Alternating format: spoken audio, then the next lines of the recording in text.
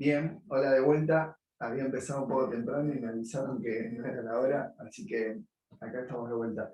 En esos minutitos ahí hicieron un par de preguntas generales, pero hay una en particular que no contesté justamente para poder contestarla en el horario en el que todos ellos hubiesen regresado. Y tiene que ver con el error en los bines de un histograma, que es el último ítem del problema computacional ya disponible en el Moodle, como dijimos, para que hagan y entreguen. Sepan que no es obligatorio y están muy bienvenidos a hacerlo. Voy a hacer el paralelismo con el problema que hizo Agustina, ¿no? El problema del parcial de 2017. Uno puede pensar a cada bin como una pequeña baldosa y a las entradas en el histograma como las gotas de garúa. Es completamente equivalente, es unidimensional en lugar de 2D, pero es lo mismo.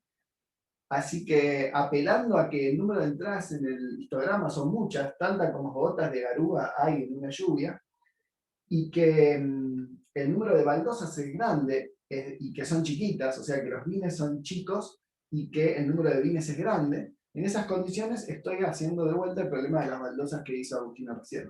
El problema de las baldosas es un histograma 2D, es eso. Y ese histograma 2D tiene una variable aleatoria que ya con mucho detalle vieron con Agustina y creo que está clarísimo, y es la misma cuando uno va a un histograma, ¿no? No hay por qué cambiar eso. Ahora, sí es importante tener presente las condiciones en las que eso se cumplía. Entonces, si uno tiene 3 bines, o sea, tiene 3 baldosas, y bueno, esa condición ya no se está cumpliendo, ¿no? Las baldosas en el museo eran chicas, y eran muchas. Entonces, en un histograma en general, el paralelismo con ese problema es completo, pero si estamos en un histograma enrarecido, ya sea porque los bines son grandes o el número de entradas es muy chico, en esas condiciones no vamos a estar en ese paralelismo entre el problema y los histogramas y habrá que pensar qué distribución corresponde. En el problema computacional, el paralelismo con el problema de las baldosas es completo y los mismos razonamientos que contó Agustina pueden ser aplicados ahí y en general, digo, para la vida, cuando hagan un histograma y quieran saber qué error ponerle a cada bin, van a poder hacerlo a mí. Gracias, Lucas. Lucas, gracias por eso. Sí. Quería hacer dos comentarios, que era que en la resolución esta que está subida en la página, hay una partecita, que es lo que vos acabas de decir, Darío, Ah, ok. que está, sí, que está bueno, o sea, para que vayan a mirarla ahí está, que ahí mismo también aparece que en el Frodesen está bastante sí. escrito. Sí, el tema del histograma es importante. Perdón, te interrumpí. No. No, que el tema del histograma es fundamental. Teníamos un problema dedicado exactamente a eso, porque la distribución por excelencia se llama multinomial. Pero bueno, en el límite en el que en general uno se encuentra, funciona bien la de las baldosas. Me estoy resistiendo a ponerle el nombre, solo para no decirles exactamente la respuesta a ese ítem del problema computacional. Bueno, ¿algún comentario, pregunta o empezamos con la guía 3? Bien, empezamos con la guía 3 entonces. Ya viene pasando bastante, ¿no? Que la teórica y la práctica se entrelazan en esta materia, lo dijimos también al principio y espero que lo estén experimentando. Y en la guía 3 ese entrelazamiento es muy fuerte, tan fuerte que hoy, por ejemplo, Ricardo resolvió el problema 6 de la guía 3. ¿Sí? El problema 6 de la guía 3 está hecho en la teórica, así que está claro que no lo vamos a hacer de vuelta en la práctica.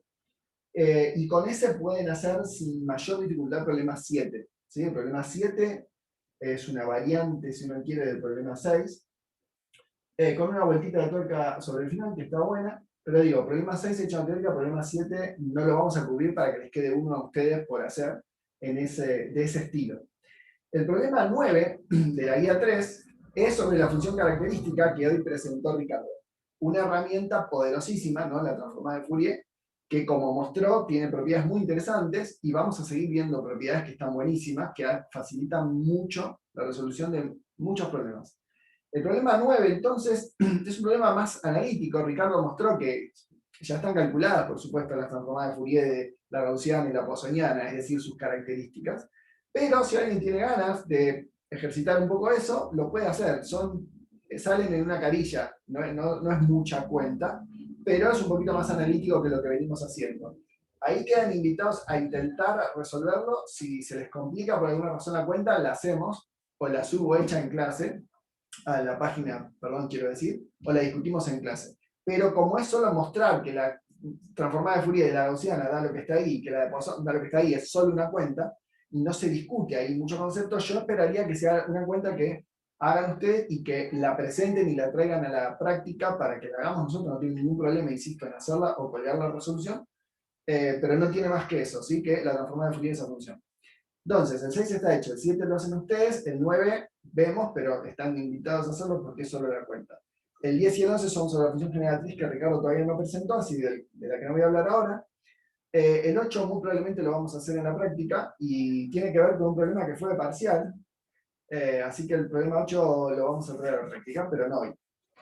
Me quedan entonces los primeros 6 problemas de la guía. El que voy a resolver hoy es el problema 3 de la guía 3, que está en íntima relación con todo lo que venimos haciendo, en particular con cosas que le conté la clase pasada.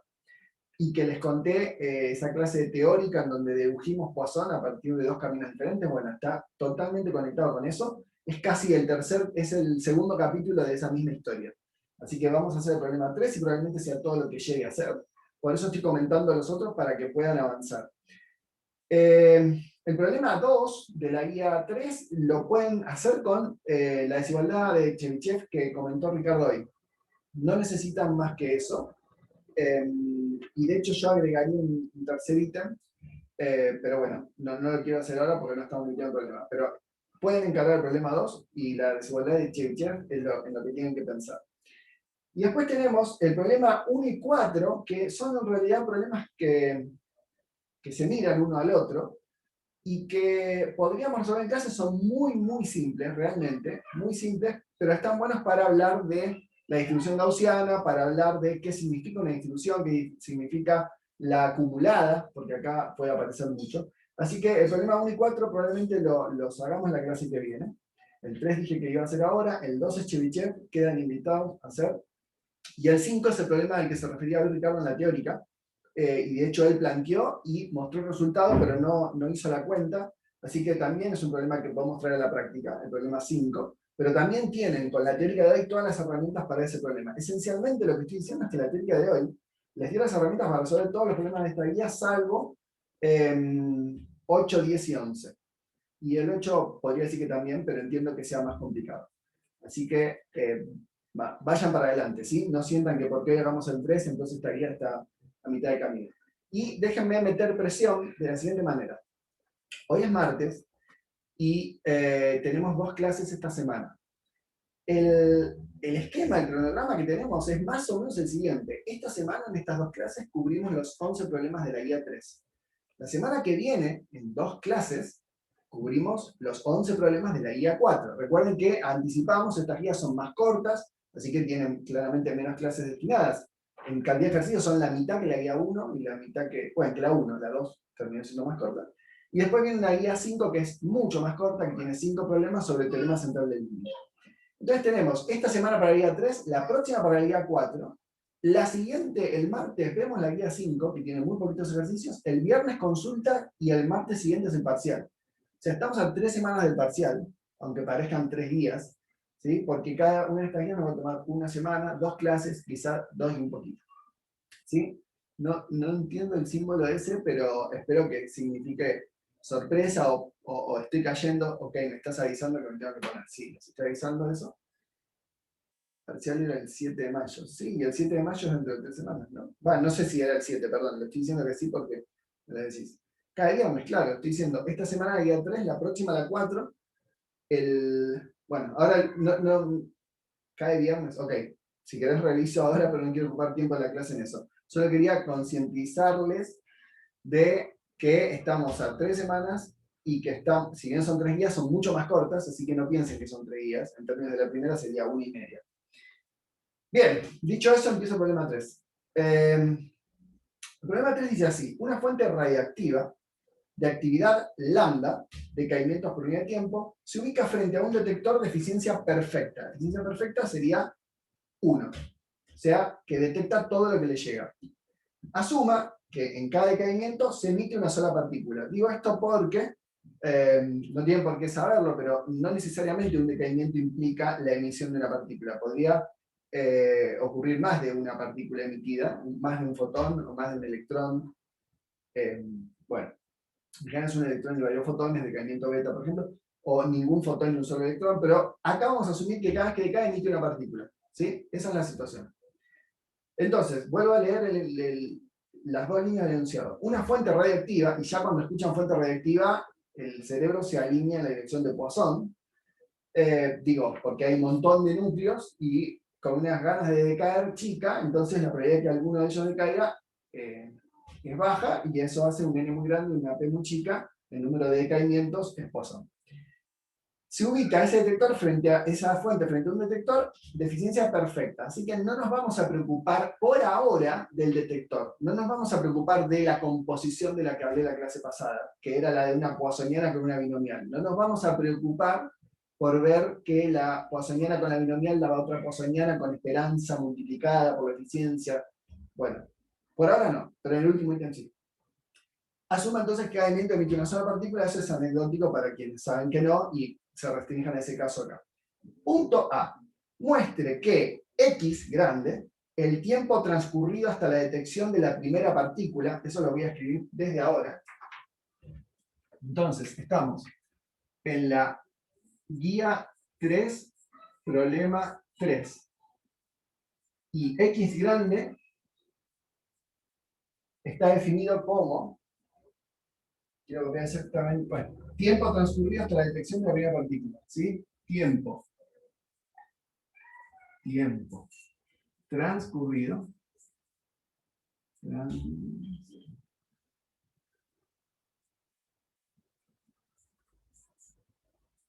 hasta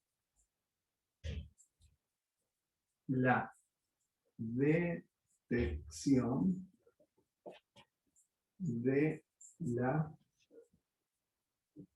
primera partícula.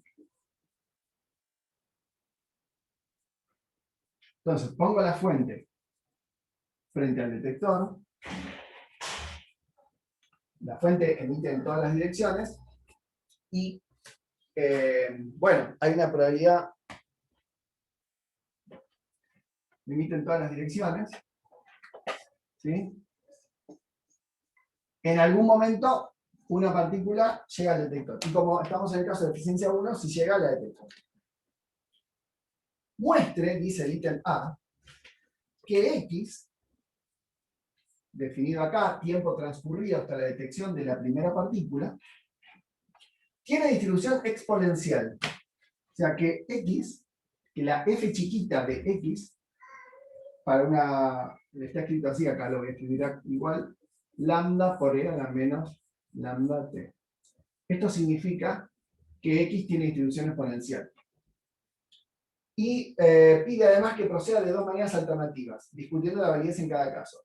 En el primero, obteniendo primero la f grande, y como complemento del suceso, el primer decaimiento ocurre a tiempo mayor que t, y luego por derivación de eso. Vamos por ahí. Entonces, nos dicen que la variable x grande, tiempo transcurrido hasta la detección de la primera partícula, es una variable aleatoria que tiene distribución exponencial, donde eso significa que la f chiquita es esta. Y para mostrar que eso es efectivamente así, nos dicen arranca escribiendo la f grande. La f grande de la variable aleatoria x, lo charlaron mucho con Ricardo, es entonces la probabilidad de que la variable aleatoria x sea menor o igual que t. ¿Sí? Es la definición misma de la f grande, la función distribución. Bien. Ahora, nosotros sabemos que el decaimiento de esta partícula, los decaimientos que ocurren en esta fuente radiactiva, están bien descritos por una distribución de Poisson. Pero ¿cuál es la variable aleatoria que describe la distribución de Poisson? ¿Y cuál es la variable aleatoria que estamos atendiendo en este problema? Porque alguien que esté un poquito perdido podría decir, pero pará, si me dijiste que es Poisson, ¿por qué esto es exponencial? No entiendo. Bueno, es que, como dice Bautista, la variable aleatoria poissoniana en el proceso de caimiento de una fuente reactiva, y si tienen detección, ¿sí? Asumiendo eficiencia 1, y si no también, porque ya mostramos que incluso si la eficiencia no es 1, la variable aleatoria del número de eventos detectados también es de Poisson, es número de eventos, ¿sí? O sea, el número de eventos de decaimiento, a partir de ahora voy a decir número de eventos detectados. Eso es una variable aleatoria con distribución de Poisson. Pero la variable aleatoria acá no es número de eventos, es tiempo transcurrido hasta la detección de la primera partícula. Otra cosa. Entonces, déjenme seguir este camino y decir algo que usamos mucho de Poisson, y más lo usó Agustina hoy en el problema, es cuál es la probabilidad de no ver nada. O sea, cuál es la probabilidad de que una baldosa no tenga una gota. ¿Cuál es la probabilidad de que ningún decaimiento llegue al detector? ¿Cuál es la probabilidad de detectar 0? Eso lo usamos bastante. Y entonces, si yo pudiera ir para ese lado, podría pensar en que la probabilidad de detectar 0 es, si la puedo escribir en función del tiempo, me va a decir cuánto tiempo hay que esperar, ¿sí? En cuánto tiempo voy a estar en el escenario en donde tengo 0 detecciones. Déjenme avanzar porque es más fácil motivarlo. Analíticamente es muy simple lo que voy a hacer, como pasa en general. Y voy a decir esto. Esta probabilidad, por supuesto, es tal que en todos los valores posibles de x tiene que sumar 1. La f grande es eso, ¿no? Integrada tiene que dar 1. Es una condición muy fuerte que hay que cumplir siempre. Entonces esto es 1 menos el complemento de esto, que es la probabilidad de que x sea menor estricto que t. ¿Pero qué es la probabilidad de que x sea menor que t? Es la probabilidad de que el tiempo transcurrido hasta la detección de la primera partícula sea menor o igual que t. Pero fíjense esto, si uno escribe la distribución de Poisson de k dado un mu que es lambda por x, que lambda por t voy a poner, donde lambda sería el número de desintegraciones por unidad de tiempo y t el tiempo que estuve mirando, con lo cual mu es el número de eventos que espero en el tiempo que estoy mirando. Darío, Sí. perdón, hay un error en el signo del mayor. No, gracias, no pidas perdón. Gracias por decirlo. Gracias. Entonces, ¿cómo se escribe esto? Es mu, voy a escribir lambda por t donde dice mu, a la k por e a la menos mu sobre k factorial. Entonces, fíjense que ahora el mu está escrito en función del tiempo. Ya apareció el tiempo, que es lo que define esta variable aleatoria. Entonces yo puedo preguntarme, ¿cuál es la probabilidad de tener 0 eventos? Bueno, es evaluar esto en 0. La probabilidad de tener 0 eventos con este mu es e a la menos lambda t. Entonces, dado un t, esta es la probabilidad de no ver nada. ¿Y qué significa la probabilidad de que el tiempo transcurrido hasta la detección de la primera, ahí la palabra primera es clave? Yo sé que este enunciado es muy confuso, ¿sí? Así que por favor, interrúmpanme cuando no se entienda. X, tiempo transcurrido hasta la detección de la primera partícula. Si X es el tiempo que hay que esperar para detectar la primera, significa que X es el tiempo que estoy esperando sin detectar ninguna. Porque en X detecto la primera. O sea, en cualquier t menor que X no detecto nada. ¿Sí? Si hubiese detectado algo antes, entonces X sería más chico. X no sería el tiempo transcurrido hasta la detección de la primera partícula. Pero yo ya sé, en función del tiempo, cuál es la probabilidad de observar nada. Es esto que está acá, e a la menos lambda t. Entonces, vamos de vuelta con qué significa esto en este ejemplo donde el tiempo es la variable. Esto responde a la pregunta, ¿cuál es la probabilidad de, dado una variable aleatoria que tiene distribución de Poisson, el número de caimientos, que pase un tiempo t mirando esa fuente, que tiene una tasa de caimientos lambda, y en todo ese tiempo t yo observe 0, o sea, no decayó ninguno. Entonces, la probabilidad de no ver ninguno en un tiempo t es esta, porque esta es la probabilidad de no ver ninguno en un tiempo t. Pero esta que está acá es la probabilidad de no ver ninguno en un tiempo t. Es lo mismo, porque es la probabilidad de que al primero lo vea después de t. Lo que estoy diciendo es que esto es lo mismo que está de abajo.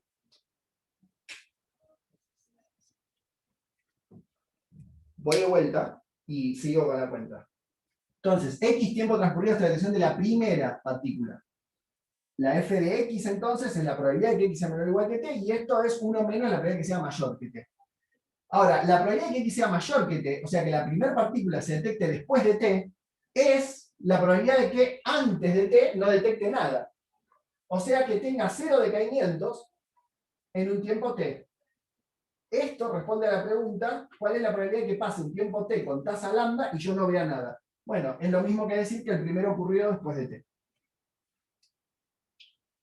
¿Sí? Voy a borrar esto.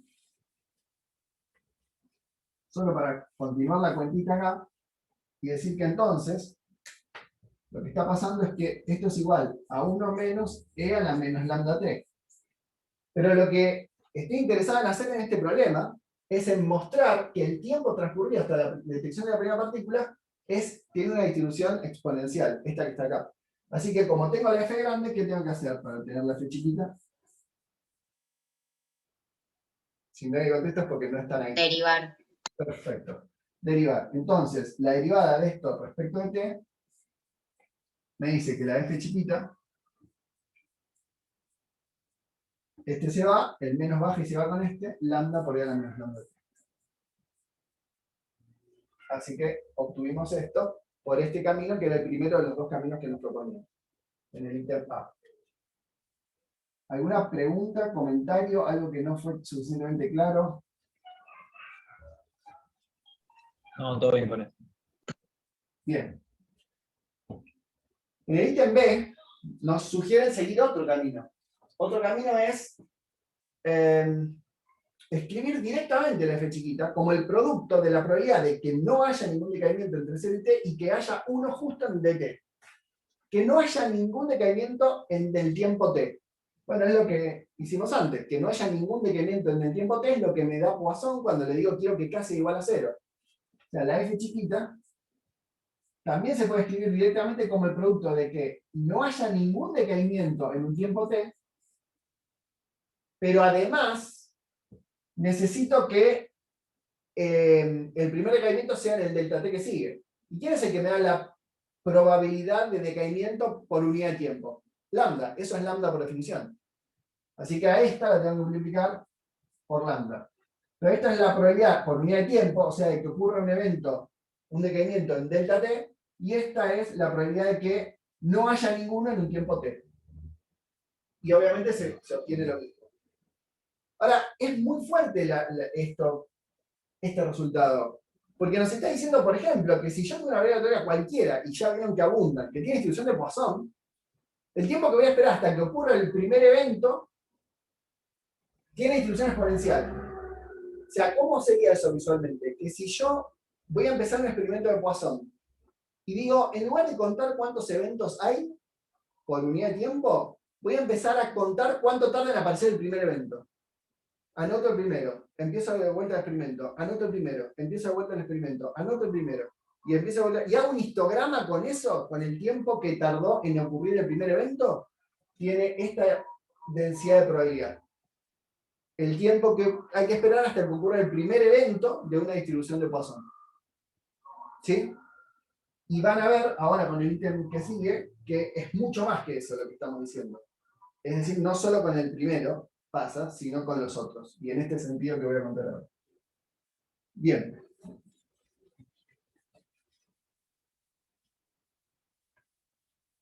El ítem B, o sea, este era el ítem A, pero tenía dos subítems. Y ahí pasa el señor que vende cosas, que no sé si escuchan. Dice, se dice que una distribución no tiene memoria si pasa esto. Esta ya la voy a borrar también.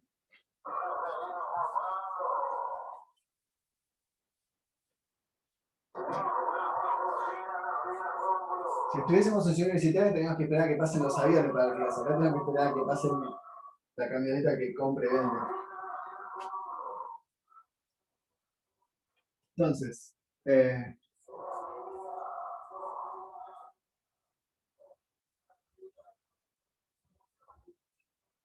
Lo voy a escribir con la misma notación que está acá, usan T y S. Si la probabilidad de que X sea mayor que T más S, dado que X es mayor que S, bueno, podría ser que T también, pero para usar la misma notación que en la guía, voy a poner que T. Esto es igual a la probabilidad de que X sea mayor que S. O sea,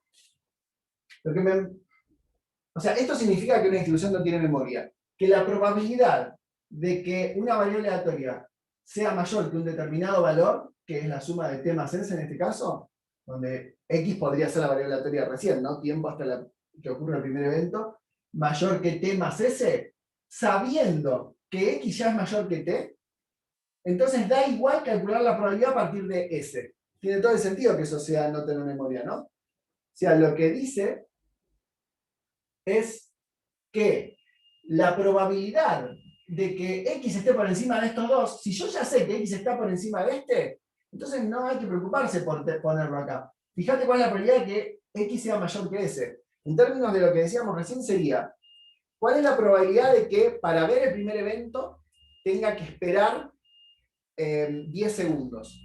Bueno, esa es la probabilidad, si T vale 10 segundos, la probabilidad de que X sea mayor que 10 segundos. Esa es la probabilidad de tener que esperar más de 10 segundos para ver el primer evento.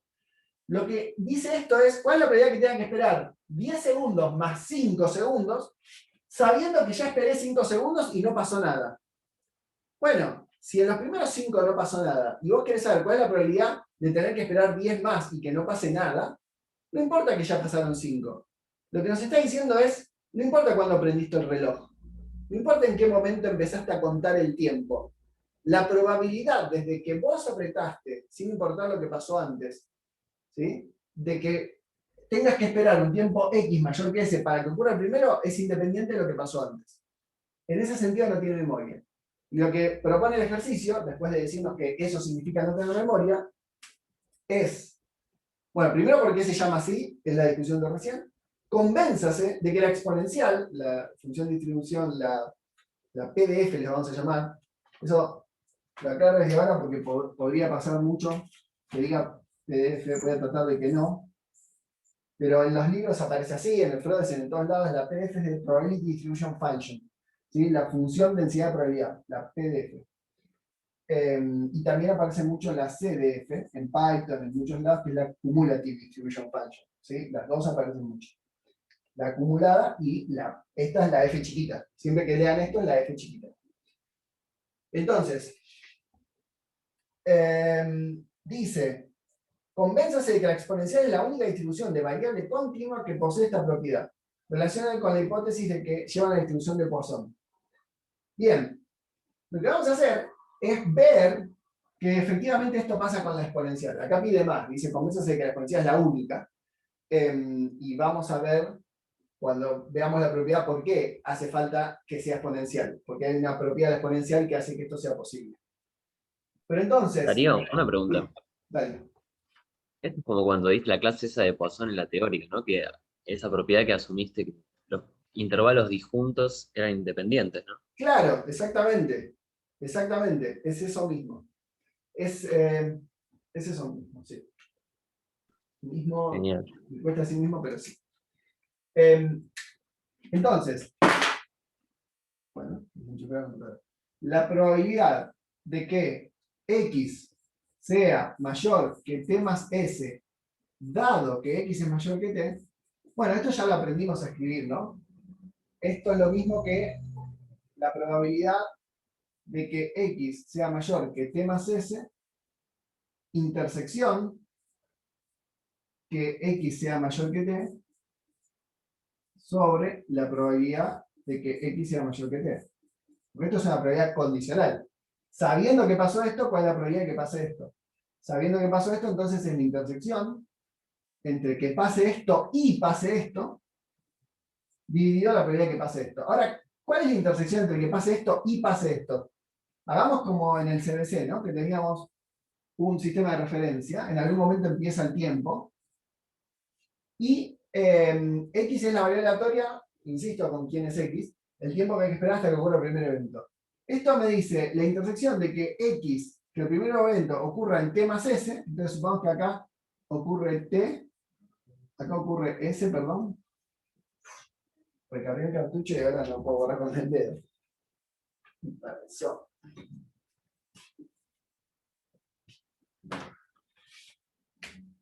T más S, ¿sí? Entonces, estaba bien acá T y acá S. Entonces, si yo sé que X es mayor que T, y que X, y acá me dice la intersección de X mayor que T más S son, yo sé que X vive arriba de este intervalo, ¿no? Si es mayor el estricto, bueno, vive acá. Y a ese intervalo lo estoy haciendo intersección con que sea mayor que T. Y acá donde me gustaría encontrar el diagrama. Darío, perdón, una pregunta. Sí, te escucho. ¿SS no sería un T más S en vez de S solo? ¿Cuál? ¿Este? No, el de abajo en la recta. Sí, tenés razón. ¿Qué más ese? Sí. Sí, gracias. Bueno, voy a usar este mismo para decir esto. X mayor que T. Es de acá para allá. Está claro entonces que la intersección de esto con esto es esto.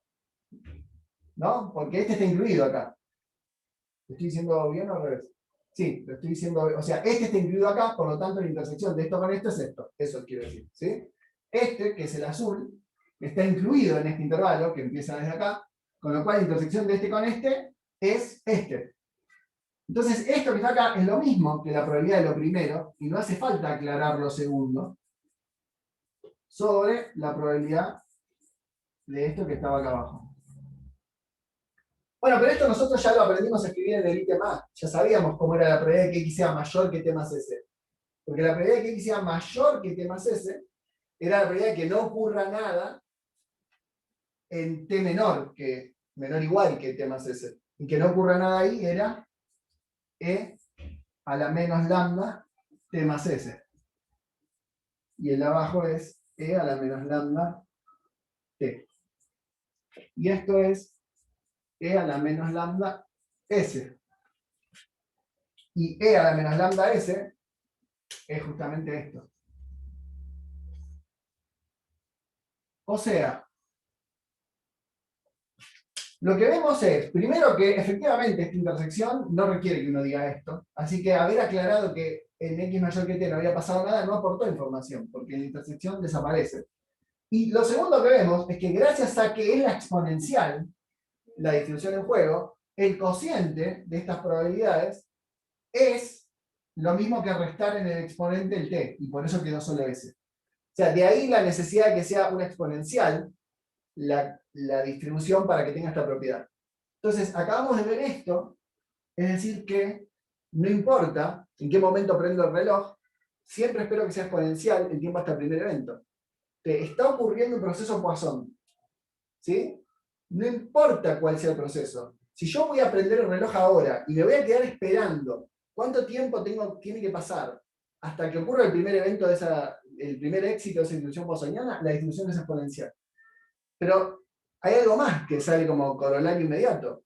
Si no importa cuándo prendo, entonces yo podría prender cada vez que ocurre un éxito. Es decir, no solo la distancia entre que prendo el reloj y el primer evento es exponencial, sino la distancia entre dos eventos cualesquiera de una distribución de Poisson tiene que serlo. Porque nadie me prohíbe decir que reseteo el reloj cada vez que hay un evento, y entonces estoy en estas condiciones. Hay un evento, reseteo el reloj. ¿Cuánto tiempo pasa hasta el próximo, que sería el primero? Esta es la distribución. Reseteo apenas ocurre el otro. ¿Cuánto tiempo tengo que esperar hasta el primero? De vuelta a distribución exponencial. Bueno, pero entonces, el delta t entre dos eventos de Poisson tiene distribución exponencial.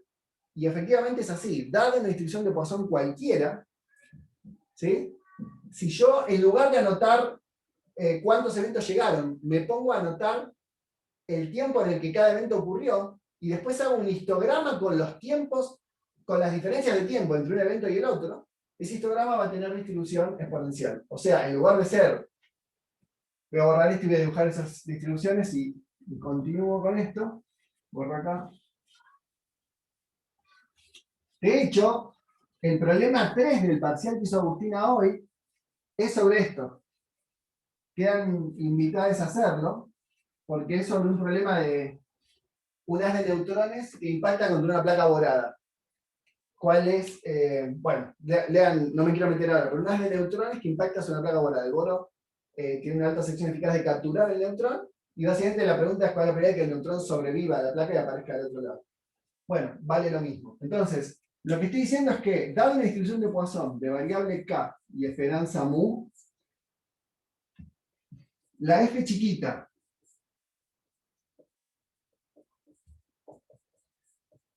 esta me describe, dado evento, o sea, viene el primer decaimiento. Yo acá pongo el número de decaimiento, que tendría que haber usado acá, perdón. Podría hacerme esta tabla. Para cualquier variable aleatoria de distribución de Poisson. Y acá pongo el tiempo en el que ocurrió. Entonces viene el primero. Bueno, ocurrió en el tiempo t1. Viene el segundo. Ocurrió en el tiempo t2. Hago esto así hasta el enésimo. Ocurrió en el tiempo t3. Y después agarro y hago todos los delta t de estos. Este con este con el otro, este con el otro, así hasta el último. Y acá tengo delta t 1, 2, delta t 2, 3, delta t 3, 4 y sigo. Bueno, la distribución de la variable aleatoria, el número de eventos en un intervalo, es Poisson, pero la distribución de la variable aleatoria, este que está acá, es esa que está ahí, que es exponencial. Donde el parámetro exponencial es lambda. ¿Sí? O sea, la moda, lo más probable de todo, es 0. O sea, el tiempo más corto de todos es lo más probable. ¿Es lo que va a pasar? No necesariamente. Es lo que más chances tiene de pasar. Pero, a medida que, fíjense, que tiene sentido, ¿no? Esto me está diciendo, cuando más tiempo esperás, la integral, y déjenme aprovechar esta oportunidad para decir que esto que está acá, no es, f chiquita no es la probabilidad. F chiquita no es la probabilidad.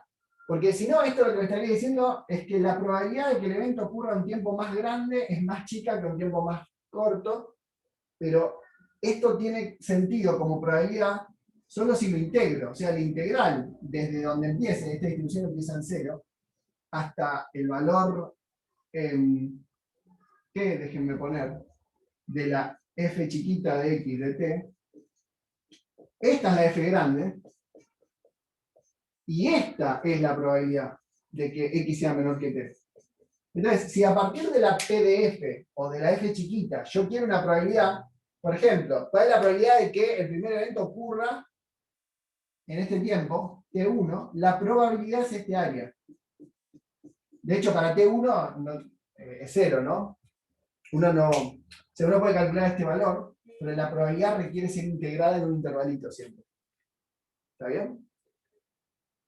Entonces, es interesante lo que sale de acá y que hermana la distribución de Poisson con la exponencial en este sentido. Por supuesto, hago este comentario y sigo, vale lo mismo si uno tiene la cámara de niebla, de la clase en donde presentamos Poisson, y se pregunta, ¿cuál es la distribución de distancia entre que choca contra entre que condensa una microgota y condensa otra? O sea, en lugar de ver cuántas microgotas condensó en un camino, voy a medir las distancias entre choques. El histograma de la distancia entre choques espero que tenga esta distribución porque también debería ser exponencial. Lo único que pasa ahí es que todo lo que en este pizarrón, en el anterior, llamé t, se llama x. Pero vale el mismo argumento. ¿Sí? ¿Cómo estamos de tiempo? Y 20. Bueno. Si tiene una fuente de un Becquerel, ¿cuál es la probabilidad? Bueno, el ítem C del problema 3, que es el que estamos haciendo, es simplemente reemplazar en la definición, en la distribución de Poisson. ¿Sí? Es solo reemplazar. Es interesante la pregunta que hace al final. No es al final, cuando dice, ¿esto contradice la falta de memoria? O sea, realmente es reemplazar y nada más, y la única discusión que hay que hacer es esa. Así que me parece más interesante que ustedes hagan esos reemplazos, que es agarrar Poisson y reemplazar en 5 segundos, 1 segundo, 2 segundos, y que cuando tengan los resultados se pregunten si los resultados que tienen contradicen o no lo que llamamos falta de memoria, que ya discutimos creo que bastante entre la clase de Poisson y esta. Si genera dudas, lo traemos de vuelta a la clase y lo charlamos. ¿Y cuánto tiempo debe esperarse para que haya al menos un decaimiento con probabilidad del 99%? Hagamos eso. El último ítem del C dice cuánto tiempo debe esperarse para que haya al menos un decaimiento con 99%. ¿Cómo sería? Borro acá.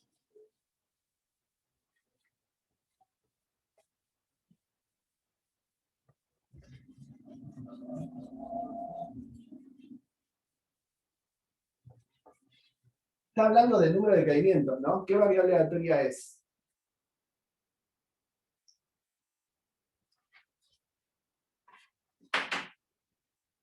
Como no hay escena de película acá, están más aburridas. ¿Cómo es?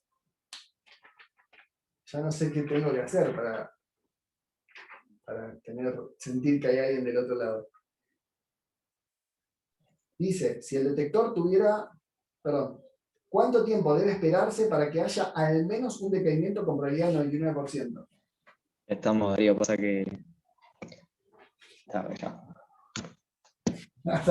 Estás aquí y te quedas. No, está bien. No, pasa que está. Ya no carbura bien.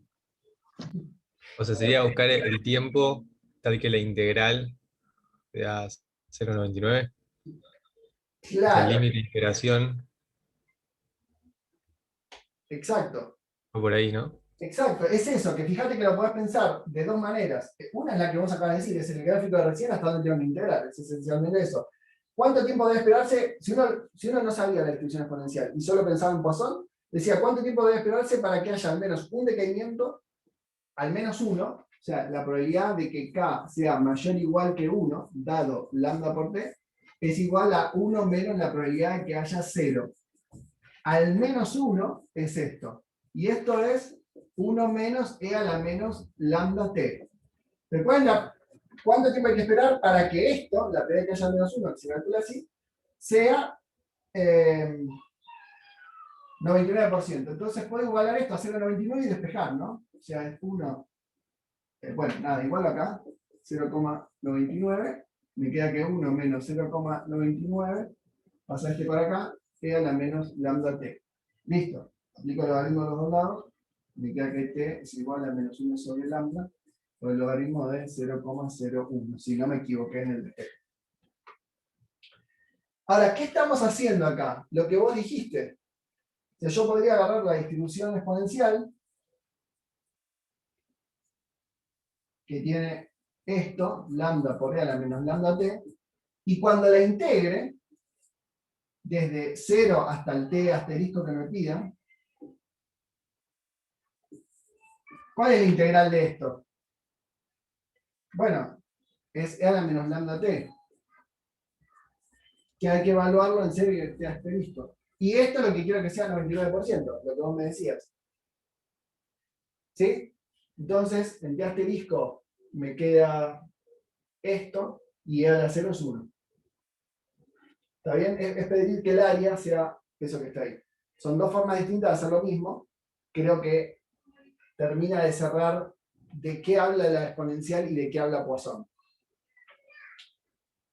Quiero hacer dos comentarios más sobre este problema. El primero es, si el detector tuviera perfecta eficiencia intrínseca, eso significa que mide todo lo que le llega, pero cubre un ángulo sólido omega visto desde la fuente. ¿Cómo se modifica la función de distribución si las partículas son emitidas en todas las direcciones con igual probabilidad?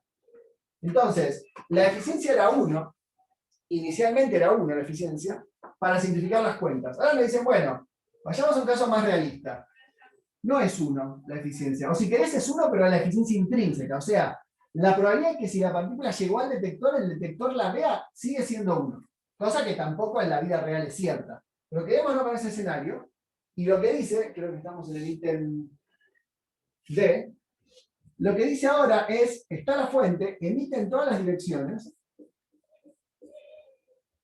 y el detector, que está acá, subtiende un cierto ángulo sólido, que es omega.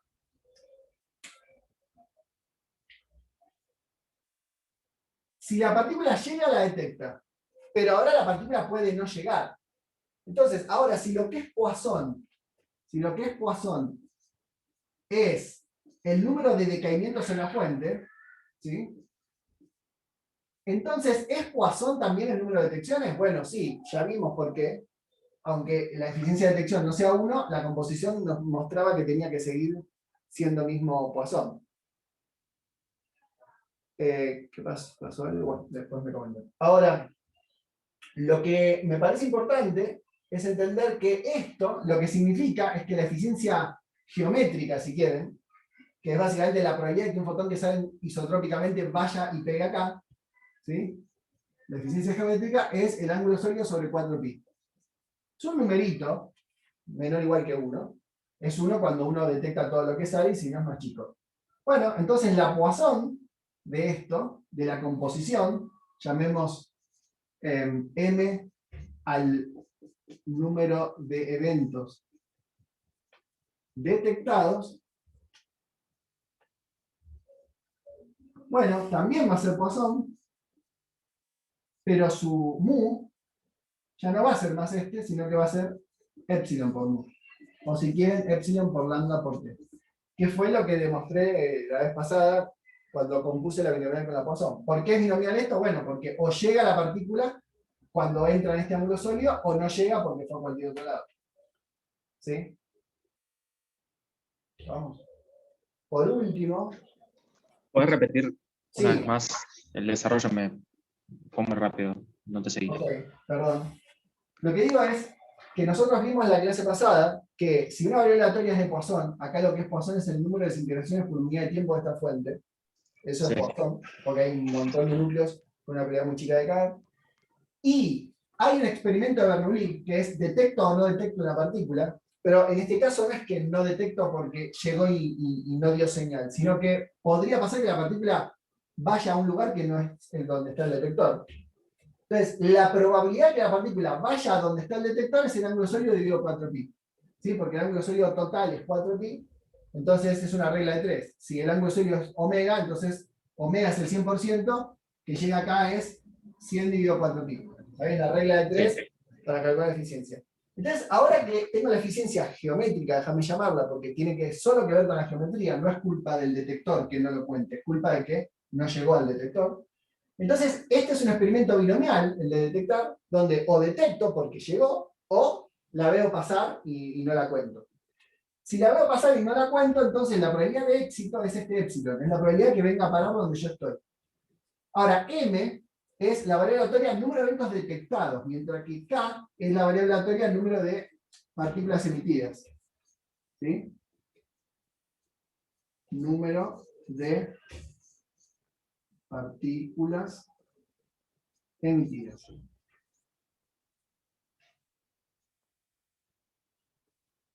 Que lo estábamos haciendo coincidir con el número de caimientos, aunque no tiene por qué ser exactamente así. Entonces, esta es una variable aleatoria de condición de Poisson, y el experimento acá es binomial. Entonces, como el número de intentos del experimento de Bernoulli, que tiene que ver con que el detector está mirando si le llega una partícula, está determinado por una variable aleatoria, que es el número de caimientos, o el número de partículas emitidas, entonces esta no es una binomial y ya, porque para que sea una binomial y ya, tengo que tener el n definido. Si yo digo al detector le voy a tirar 100 partículas todo el tiempo y quiero saber cuántas de esas 100 va a contar, eso es binomial.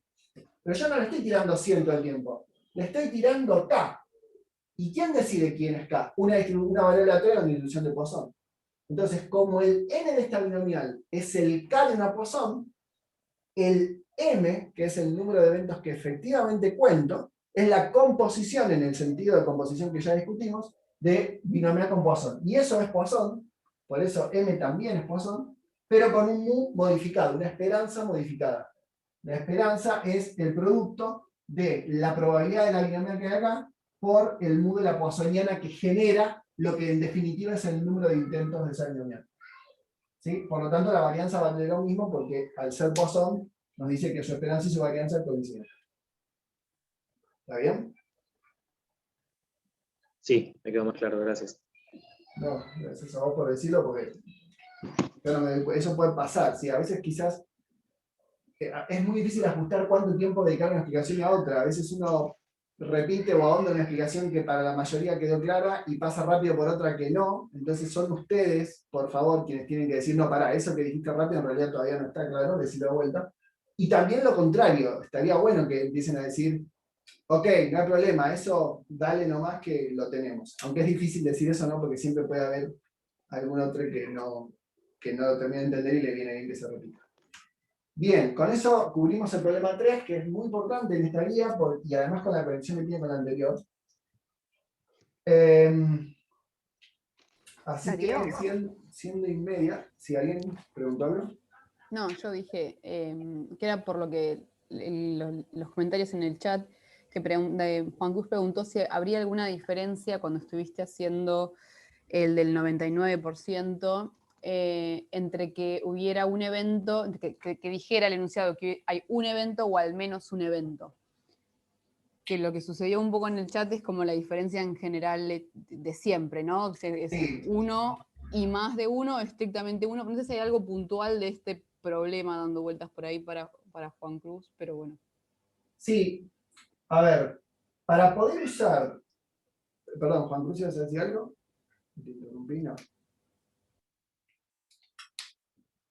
Tomando este problema como ejemplo, lo que es E a la menos mu es la probabilidad de que K valga 0, ¿no? O sea, la probabilidad de que no pase nada, que no haya ningún evento. Viendo la diferencia del discreto, pero ahora en continua recién no la veía. Ah, ok. Está bien, en continua deja de importar, por decirlo mal y pronto, el menor igual o el mayor, porque el punto en una distribución continua tiene probabilidad nula, ¿sí? En la discreta es muy importante, si es menor, menor igual, mayor, mayor igual, que cambia drásticamente el resultado. Acá no va a cambiar drásticamente el resultado si incluís o no al punto específico, porque ese punto tiene probabilidad nula. De ahí de que tenga probabilidad nula es que la probabilidad en realidad es la integral, ¿sí? No es la f chiquita. No, lo que iba a enfatizar una vez más es esto de que e a la menos mu, que sale, o sea, este e a la menos mu, que aparece mucho, es la probabilidad de que haya 0 eventos de Poisson. Y entonces este e a la menos mu es el e a la menos lambda t, ¿sí? Que era la probabilidad de tener que esperar un tiempo t hasta que ocurra el primer evento. Es lo mismo.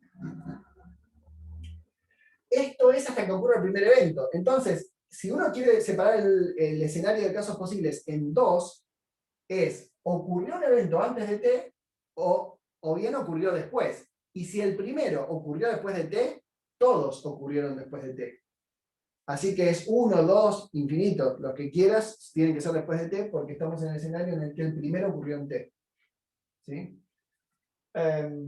Pide ejemplos de distribución exponencial. Bueno, cada vez que encuentren algo que es Poisson, ya saben que la diferencia entre sucesos de Poisson sigue una distribución exponencial por todo lo que discutimos recién.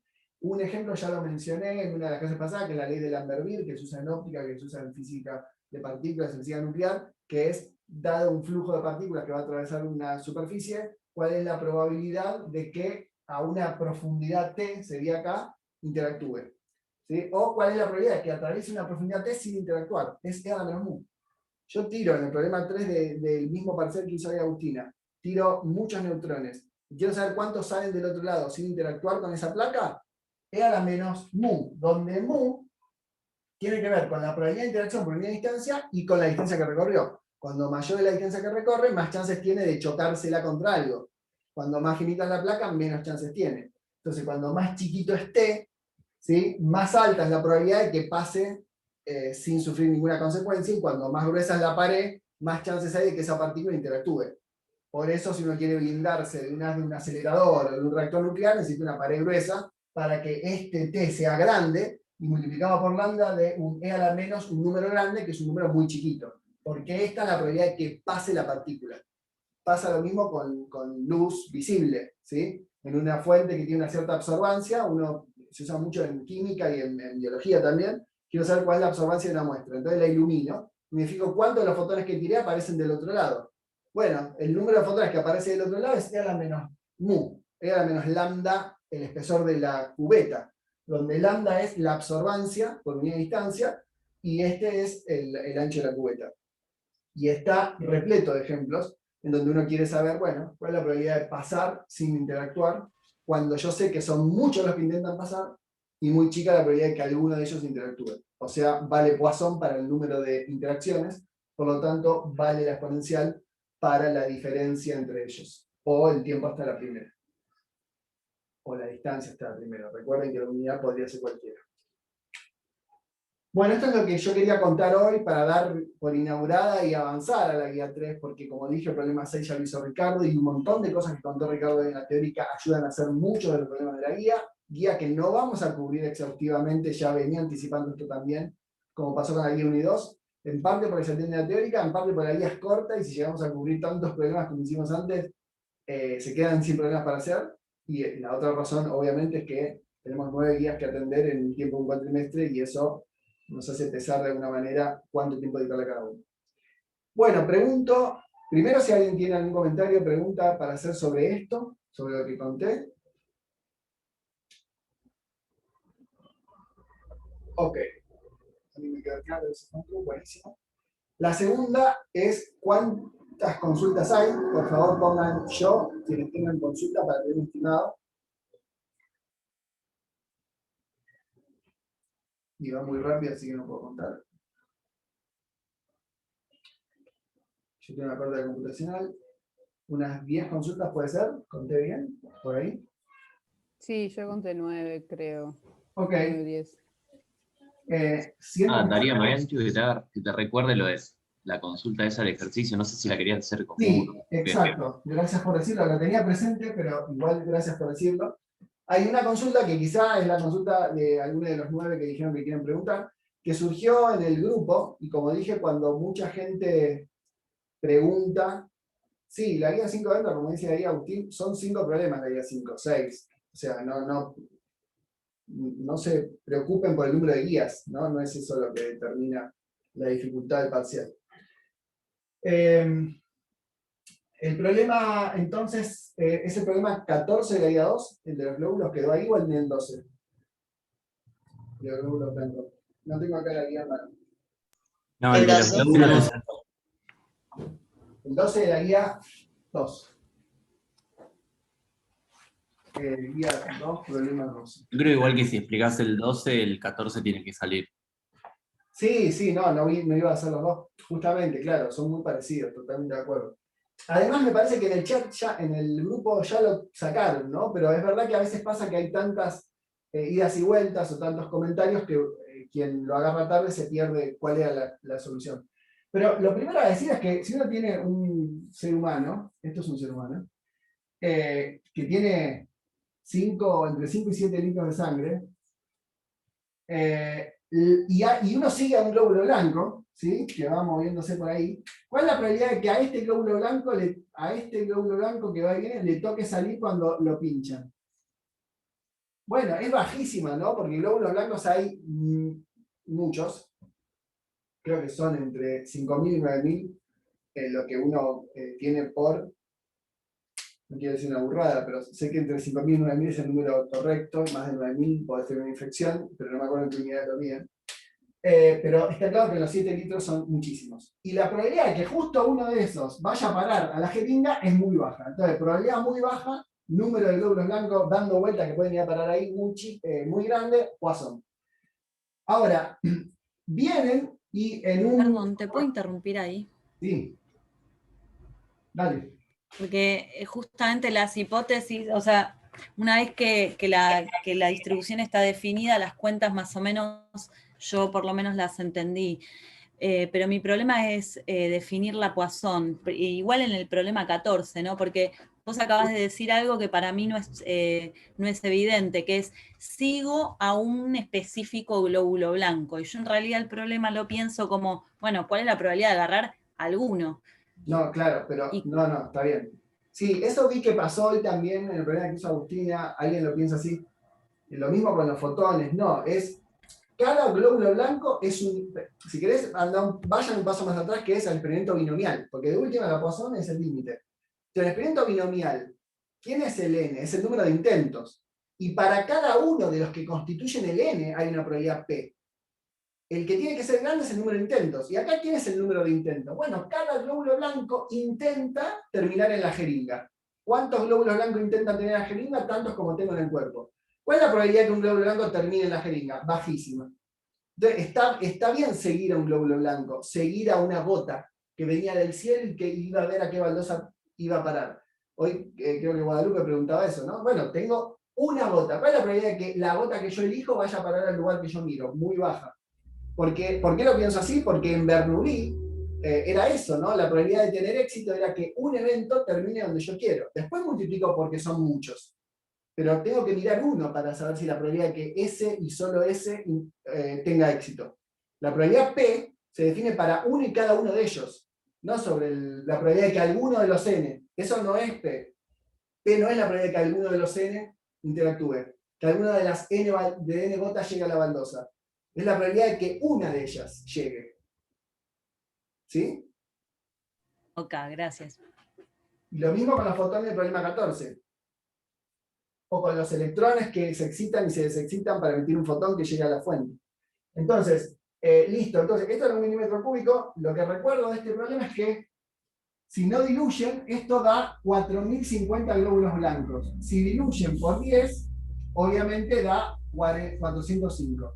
Y acá vi un par de comentarios que iban en una dirección incorrecta y quiero atender ese problema desde ahora.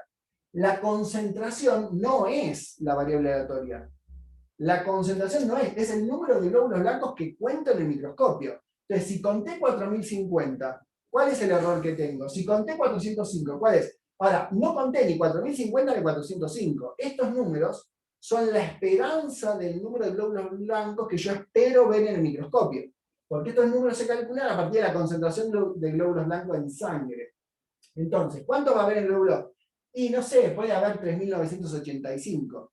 Podría pasar. Ahora, lo que sé es que espero más o menos 4000. Entonces, si espero 4000 y voy a contar 4000 de una cosa que tiene variable aleatoria con dilución de Poisson, ¿qué incerteza va a tener eso? Bueno, como es Poisson, si está en 4000, y se me están yendo 4000, voy a saber que la varianza, que tiene que ver con este sigma al cuadrado, va a ser raíz de 4000 al cuadrado, o sea, 4000. Y listo, si la precisión es sigma sobre mu, es raíz de 4000 sobre 4000. Y eso me queda 5%. Ahora, si en lugar de 4000 tengo 405, bueno, será raíz de 405 sobre 405. O sea que esto va como 1 sobre la raíz cuadrada. Y de hecho, siempre es así. El error en una variable aleatoria de Poisson, el error relativo, va como la raíz cuadrada del número de eventos que tengo ahí. El error relativo, y ya está, ya lo digo, en el bin de un histograma, el error absoluto es la raíz cuadrada del número de entradas. El error relativo es la raíz cuadrada del número de entradas dividido el número de entradas. O sea, es 1 sobre la raíz del número de entradas. Acá lo que me preocupaba es que no sea evidente que lo que hay que usar es un número, no una tasa. La tasa se usa para calcular cuántos espero y uso ese espero para ver cuál es la precisión que voy a lograr. Pero nada de poner acá lambda, por ejemplo, o algo así, no, es el número. Si esto es lambda por el volumen, ok, está bien, viene de ahí.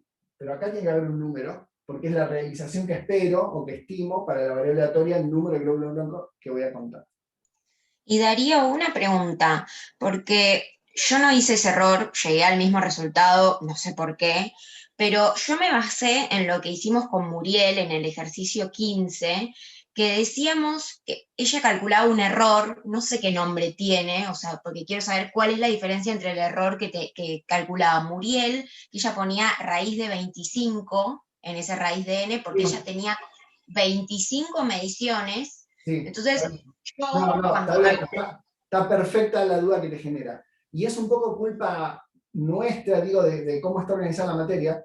Hoy Eliana también hacía una pregunta en la teórica y la respuesta es la misma que te tengo que dar ahora a vos, que le dio Ricardo. Y es, la razón por la cual el promedio tiene un error que es raíz de n veces más chico que cada una de las variables aleatorias que la constituyen, lo voy a decir de vuelta ahora, es algo que vamos a ver en adelante. Y el raíz de n que venía del problema de Muriel viene de ahí. O sea, si vos medís una vez algo que tiene distribución gaussiana, por ejemplo, tenés un cierto error. Si lo medís 100 veces, el error en el promedio de las 100 es 10 veces más chico que en cada una de las 100.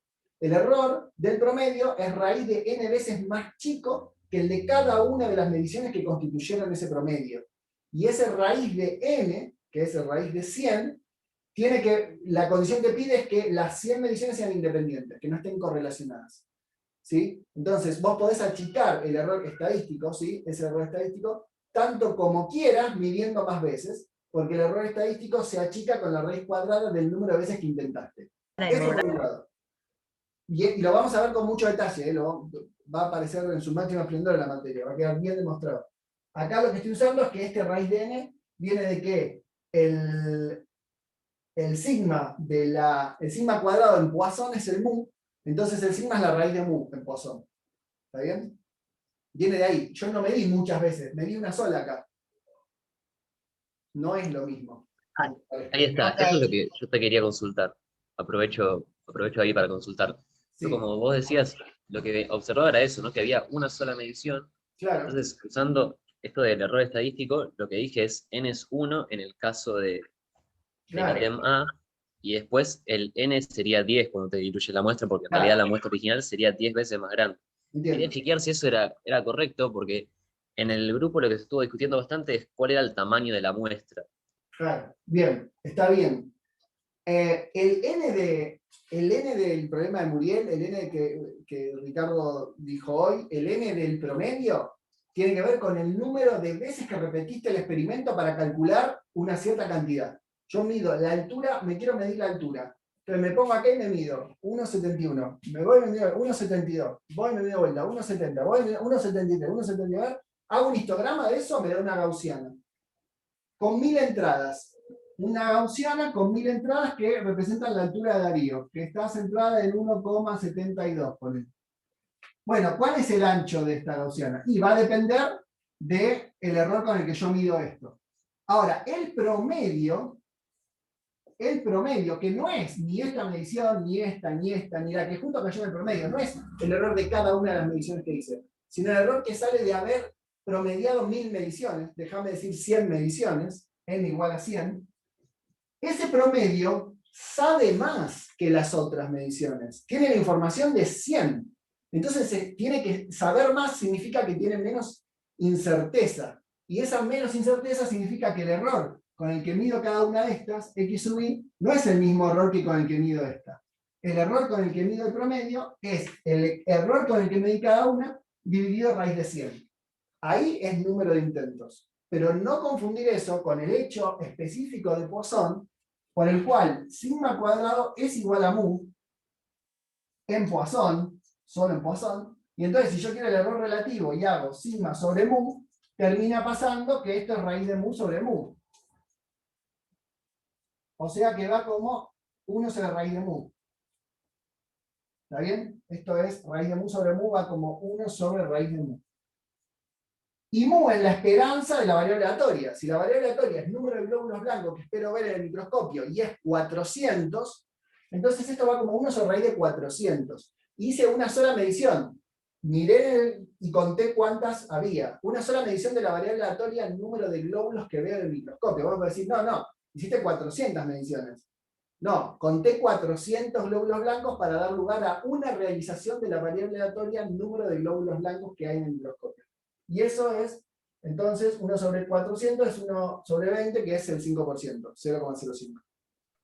Perfecto, entonces en el ejercicio este no estaríamos haciendo estadística, porque contaste una vez.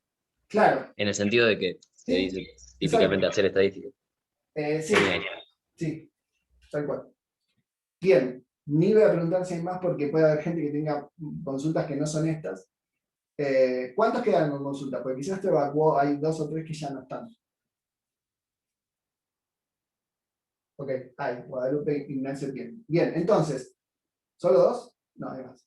Entonces, lo que vamos a hacer ahora es pedirles a todos los que no tengan consultas que se desconecten para que cuando armemos los breakout rooms estemos solo quienes tenemos que consultar, o sea, quienes tienen consulta y quienes respondemos las consultas, ¿sí?